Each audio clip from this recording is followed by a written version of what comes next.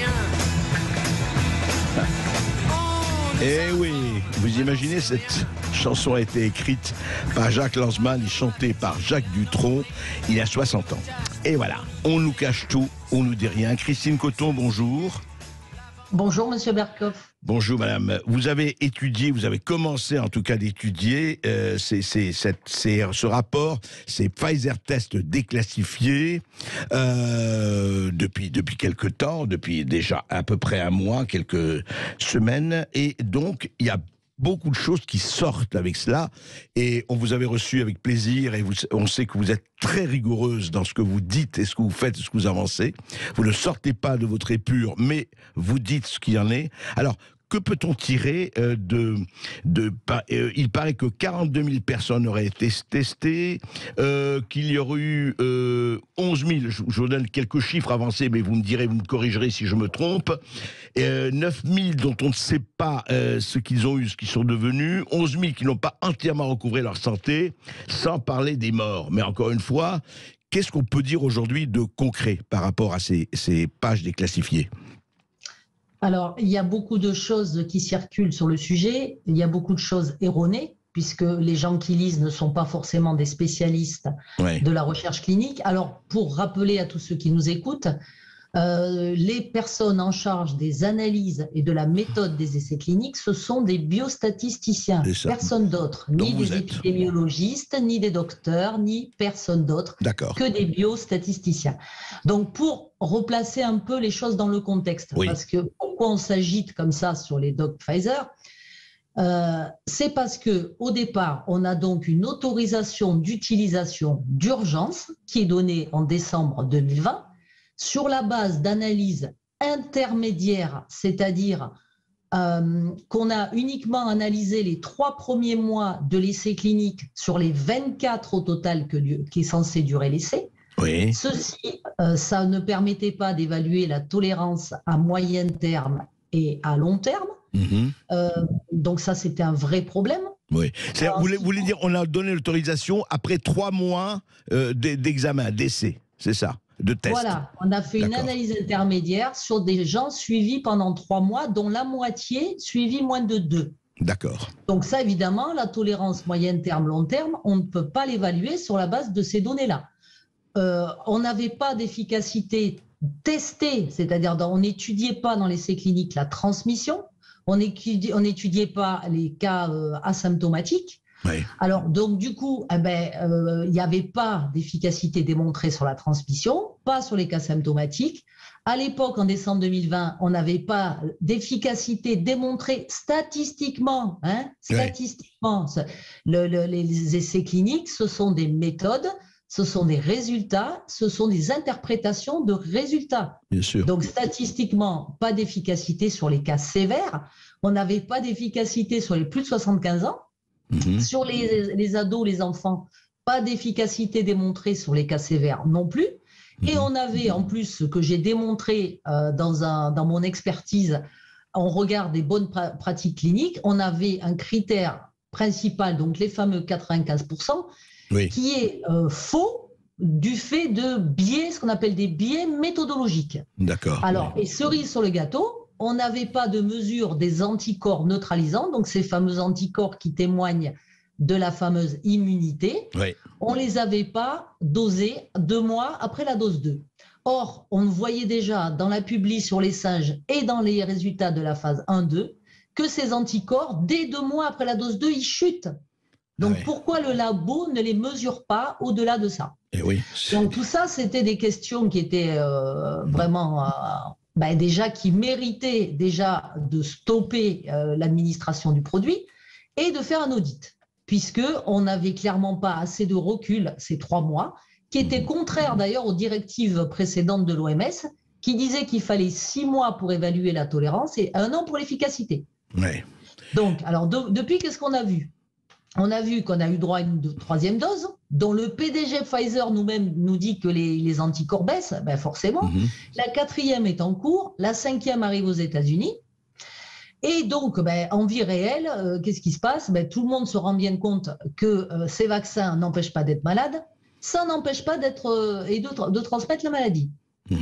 Donc, Qu'est-ce qui nous reste éventuellement en termes d'efficacité? Ça protège des formes graves.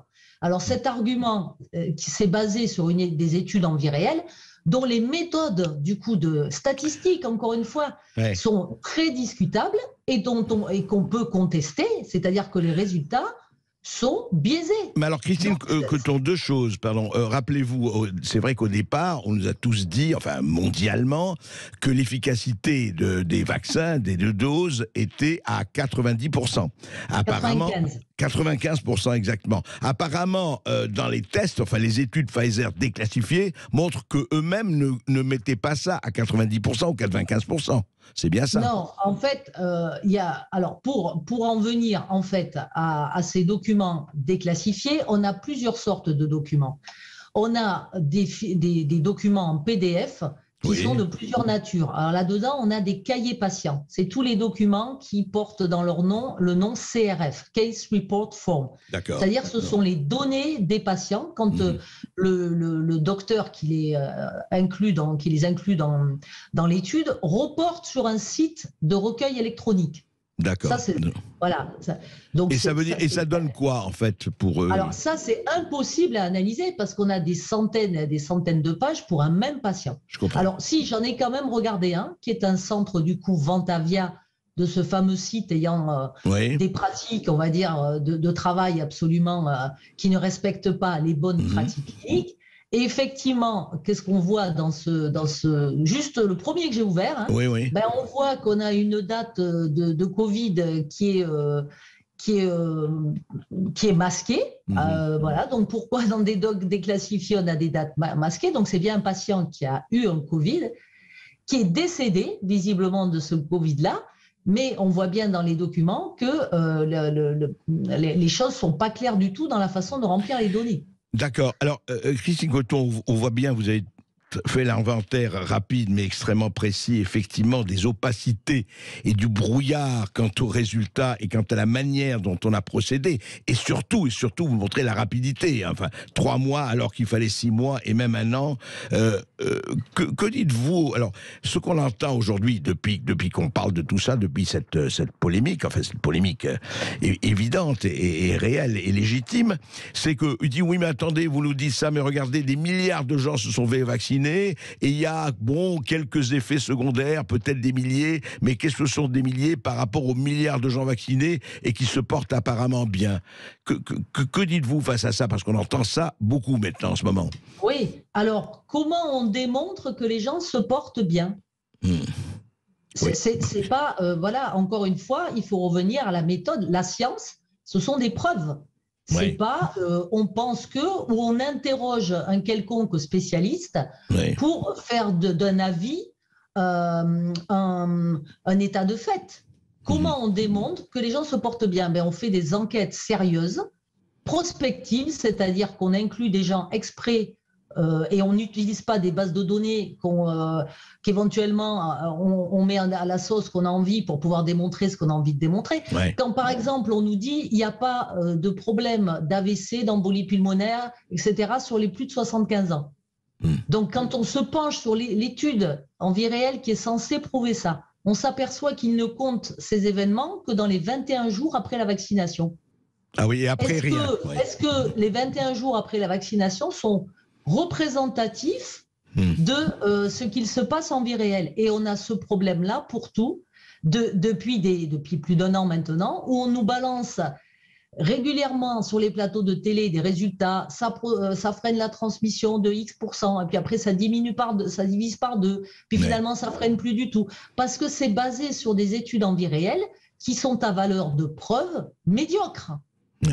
Donc, alors, pour revenir à ces docs Pfizer, qu'est-ce qu'on a aussi dedans? Ce qui nous intéresse le plus, nous, biostatisticiens, c'est qu'on a des fichiers de données patients.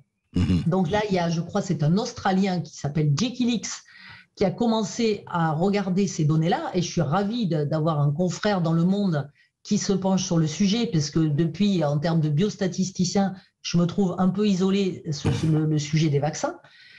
Donc, qu'est-ce qu'il a trouvé? Il a trouvé qu'on a des patients qui sont numérotés, qui commencent par 4444. Or, ce qu'il faut savoir, c'est que les normes de l'industrie pharmaceutique elles sont très nombreuses et on a des normes aussi pour la numérotation des patients et des centres dans les bases de données elles-mêmes.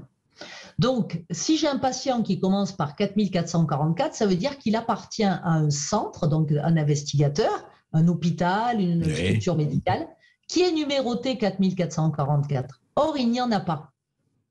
Il n'y a pas de centre 4444. Ah oui, vous voulez dire le 4444, c'est pas les 4444 patients, c'est le numéro en principe du centre qu'il est. Voilà, c'est le numéro du centre, voilà, du docteur, parce que tout est numéroté. Je comprends.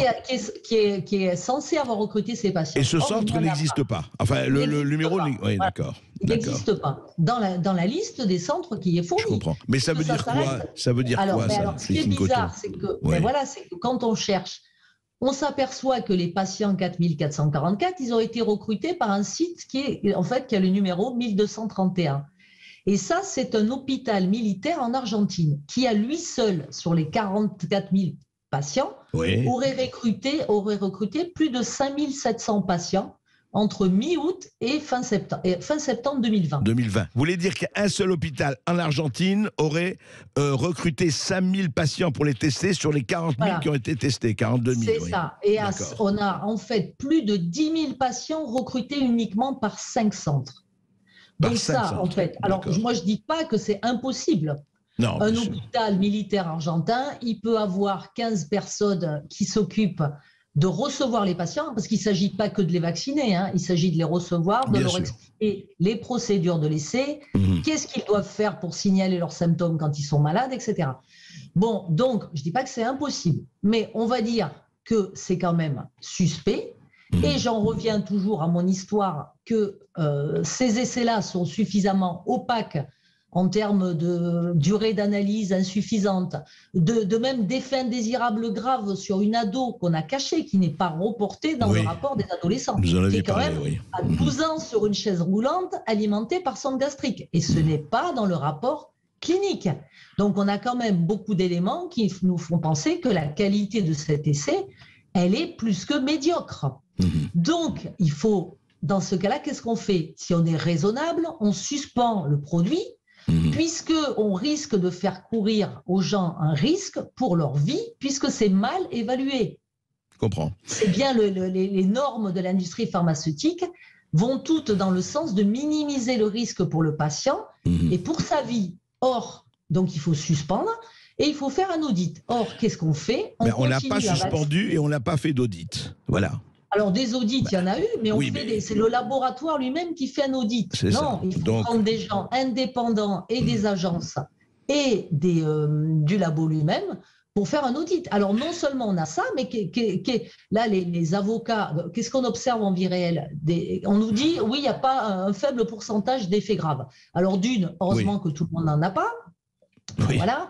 Ça c'est l'argument. En fait, oui, mais moi, je vais bien, je n'ai rien eu. Un cas particulier n'a pas valeur de preuve scientifique. Voilà. Donc on fait des études. Ce qui est vrai. Non, mais le problème, il n'est pas là. Vous avez raison. Le problème, c'est à partir de quel risque on lance quelque chose et on dit il y a effectivement, mais comme vous dites dans la vie réelle, il faut statistiser. Quelle est la proportion de risque acceptable ou pas acceptable? Il est là le problème. En attendant, on a une multitude, mais des centaines de milliers d'effets indésirables, avec 25% de graves, qui touchent des jeunes qui se trouvent dans une errance médicale pas croyable, puisqu'elles ont des multitudes de symptômes que les généralistes n'arrivent pas à diagnostiquer. Donc on a des gens qui traînent depuis 6 mois, depuis 1 an, à passer 40 fois aux urgences. 40 fois aux urgences, sans avoir aucun diagnostic. Et puis, je vous épargne les visites chez les neuros, chez les cardio et tutti quanti, où on leur dit, pour certaines, non, c'est dans votre tête. Christine Coton, tout ça, on va en reparler avec vous. Malheureusement, on n'a pas le temps de vraiment, mais on va revenir très vite là-dessus, Christine Coton. Alors, mais j'ai une chose quand même rapidement, parce que allez-y. Très importante, c'est qu'il faut savoir que les avocats se sont quand même saisis de tout ça. Oui. Parce qu'il y a eu une enquête sur les effets indésirables au Sénat pour laquelle j'ai été auditionné, et qu'on a quand même des avocats où il y a une plainte pour empoisonnement par ces vaccins qui ont été déposés. Oui, nous avons Donc, il faut que suivi les gens cela. le sachent. Et nous avons Voilà. en tout cas, nous allons suivre et suivre les résultats avec vous. Mais ce que vous faites très bien, c'est de rappeler à tous les auditeurs, dans la vie réelle, qu'est-ce qui se passe. C'est ça le plus important. Voilà, Merci Christine. Il faut regarder la vie réelle et arrêter de regarder la télé, les amis. Et écoutez la radio surtout. La science, les preuves et Dieu. Michel Bolloré-Siatel vous en parlait à 13h, André. En attendant, nous allons revenir sur un événement historique qui revient dans l'actualité.